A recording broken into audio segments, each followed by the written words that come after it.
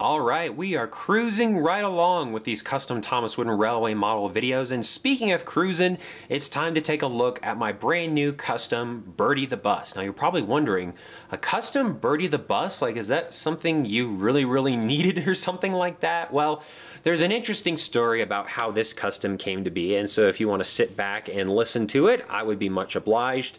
So this is a custom Bertie the Bus that I referenced in the Season 18 update video. I said Bertie was going to be getting a new version, and that is the case. So if you know your Thomas Wooden Railway items, you will recognize that that is a 1990s Bertie body. And I will show the unedited, unmodified version here in just a little bit, but he has a modern face. So let's take a trip back in time. This is the Bertie the Bus that I grew up with as a kid. As you can see, it has some wear. But Bertie the Bus really needs no introduction. He's one of the most famous non-rail friends in the Thomas and Friends series. He appeared in Season 1 and has appeared pretty consistently throughout. So like I said, everybody knows who Bertie the Bus is, but Bertie always looked kind of weird. Like, he was a little like Terrence. Like, he never had eyebrows. He never had moving eyes originally, and it was just kind of like, I don't know, he looks a little bit funny. And as a kid, I always thought Thomas Wooden Railway Bertie looked a little funny.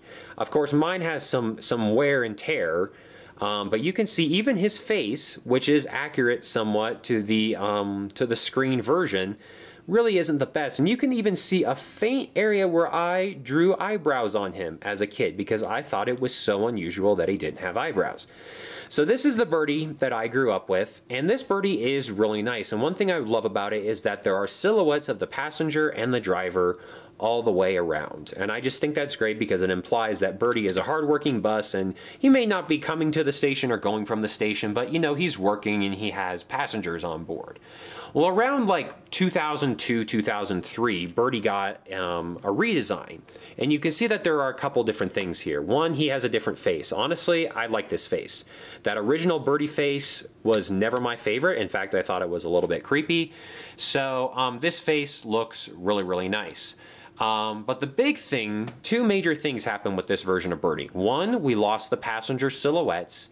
And two, we got a magnet on the back. And you're probably thinking, well, a magnet's not a big deal. Like, you know, like all the engines and vehicles of the time had magnets. But I always thought it was it was definitely weird, and it definitely catches your eye, and not in a good way. It distracts you. And so I was never a super big fan of this Bertie. In fact, there's a very early episode of my series called Thomas Helps a Friend, where Bertie gets injured and has to be repaired, and he actually comes back briefly as this version of Bertie, and I make fun of it because he doesn't have any passengers and he has a big fat magnet on the back. But the one thing that absolutely kills me about this model is that we lost the passenger silhouettes. Like, of course you can say, oh, well, maybe the windows are tinted and you can't see them. But the truth is, Bertie is no longer carrying passengers, and I thought that was such an important detail. And you might be wondering, well, why did they get rid of the passengers? So here is a Bertie that I just unboxed, actually. It's from the late 90s.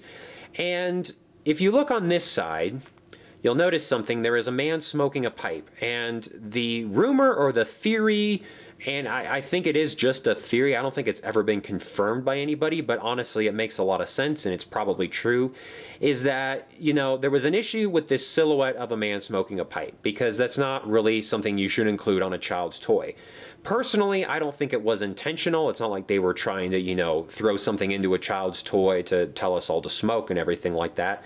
I just think that they were trying to make the passengers look like they were in the 30s or the 40s or whatever, where Thomas is supposedly based. And you can even see like the hats and the hair designs and stuff. Like, none of this looks very modern.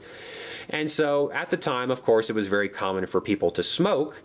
And so I think they just threw that in there, and it wasn't supposed to be a controversial issue, but it kind of makes sense that they took it away, because it's like, is it really appropriate for a child's toy?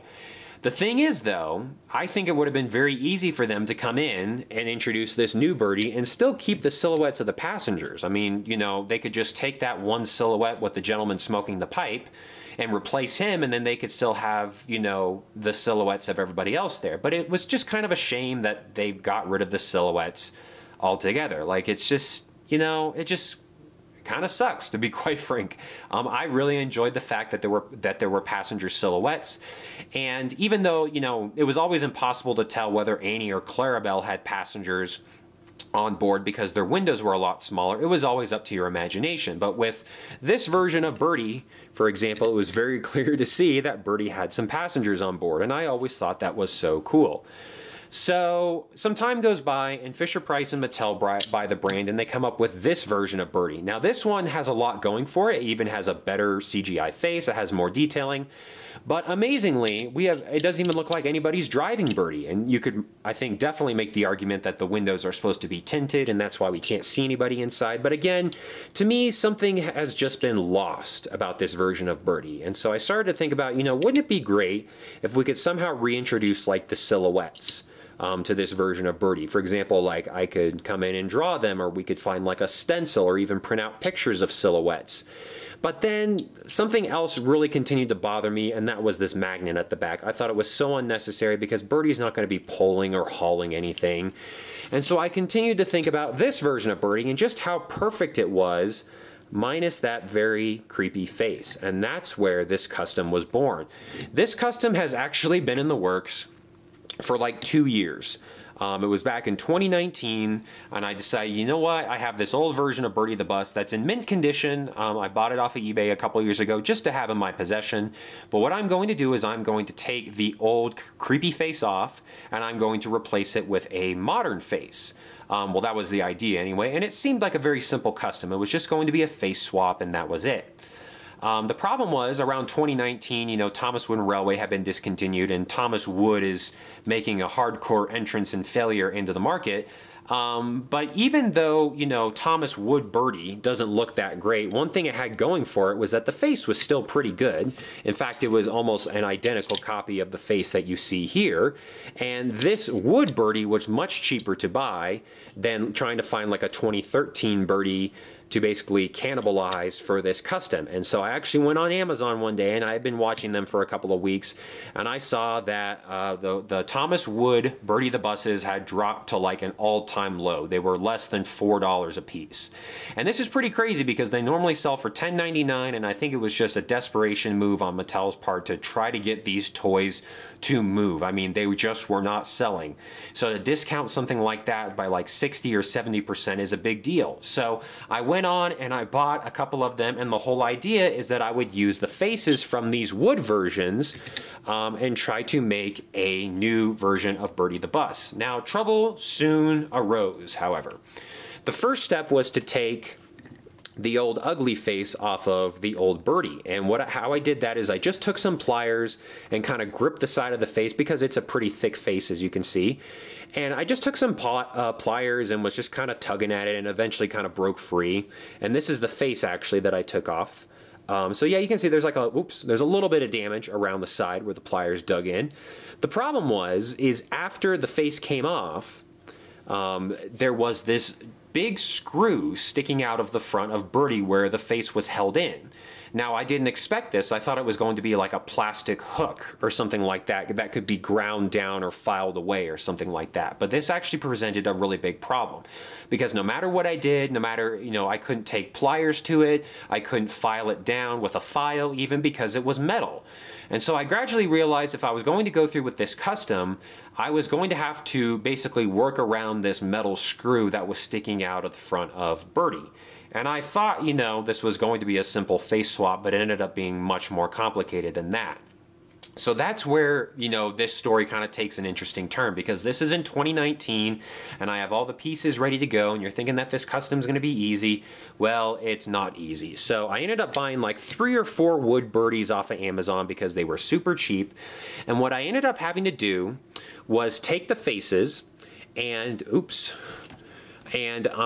basically take one of those large metal sticks that you use for roasting marshmallows, and I had to basically melt a hole in the back of the face here. Now, it was tricky because I had to line it up with where you know, the metal screw was so that the face, you know, wouldn't be sitting way up top here or something like that. So it was a little bit tricky.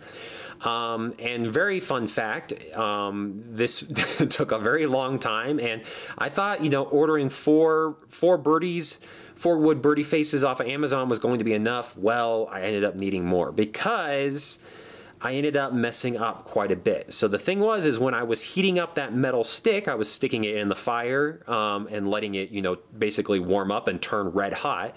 You stick it in the back of this plastic and it bubbles and sizzles, and the idea was to make a hole in the back here so that it would fit around that face.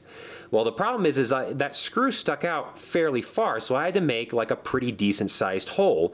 And the problem I kept running into was that, you know, as I was trying to make the hole bigger and deeper, so that it would fit around the screw, it would eventually poke through the other side, and then we have this situation where I'm getting multiple birdie faces that are like so close to being done, like I've done all this work to make this hole so that it will fit around the screw, and then like at the last second, right before I decide I'm done, it just happens to poke through and it bubbles and it forms like this very ugly thing on Birdie's face.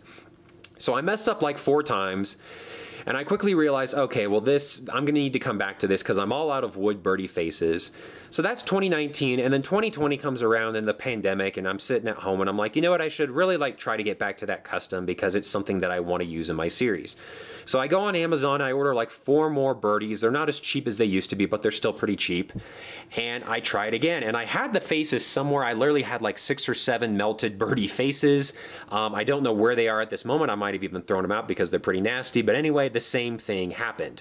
I was going really, really slow while doing this. I wasn't rushing, but it was just like trying to get that extra space to fit around that screw that was sticking out. It just kept costing me. So here we are in 2021, and I decide, you know what, we're gonna try this one more time. And I had like 1 or 2 leftover wood birdies that I never got around to using. So I heat the metal pole up and I go to work, and the first one I mess up and it ends up looking, you know, something like this that I showed off earlier. And so I'm on my last face and I'm like, you know, I just really hope this works. And now you go on Amazon and wood birdie is not cheap anymore. He's like $9 or $10, and I think that's just because people are stuck at home and there's, you know, shipping issues, and it's not 2019 where Thomas Wood wasn't selling. I still don't think it's selling to this day, but Mattel isn't as willing to drop the price, it seems like. So I'm down to my final face, and I just work very, very slowly, and I finally managed to get like the perfect hole in the back of Birdie's face here. And I could get it closer. As you can see, it's not perfect. It sticks out just a tiny bit. But at this point, I have had so much failure and so much heartbreak over the last couple years trying to get this simple custom done that I get this to work, and I do a quick test fit, and I'm like, you know what, that's it. We're calling it good. This is going to be the finished product. So basically, this is a 1990s birdie with the passengers, no magnet on the back, with a wood birdie face. And like I said earlier, I thought this would be a super simple custom, just, you know, a regular face swap, and this video would have been on YouTube 2 years ago. However, it turned into a much, much bigger ordeal. I just want to show off these wood birdies here. As you can see, I came in from the bottom and cut up so that the face would pop off super easy, versus trying to cut. You can kind of see I tried to cut on the top here and the saw wasn't really digging in because it was rounded. So anyway, I have like 6 or 7 bruised, battered, faceless wood birdies that were nobly sacrificed to the cause. And I know there are probably easier ways to do this, but those are just the tools I had available. I don't have any, you know, super fancy, you know, tools at my disposal. Honestly, it's something I should invest in because I am continuing to do customs, even though I started this series like 4 years ago. But anyway, this ended up being like a huge deal, and I never ever expected it to take this long.